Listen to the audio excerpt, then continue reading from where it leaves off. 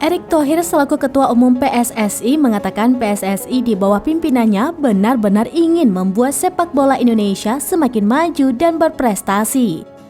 Erick pun mengatakan sudah menjelaskan program PSSI tersebut kepada Presiden Joko Widodo saat bertemu di Istana Merdeka Jakarta pada Senin 5 Juni 2023. Erick mengatakan salah satunya program menuju generasi emas. Guna mencapai generasi emas sepak bola Indonesia, saat ini PSSI tengah fokus menyiapkan 4 program lebih dulu. Program yang sedang disiapkan yakni pembangunan pemusatan latihan di Ibu Kota Nusantara atau IKN, Sport Science, pembinaan pemain muda, dan membuat PSSI menjadi lebih mandiri.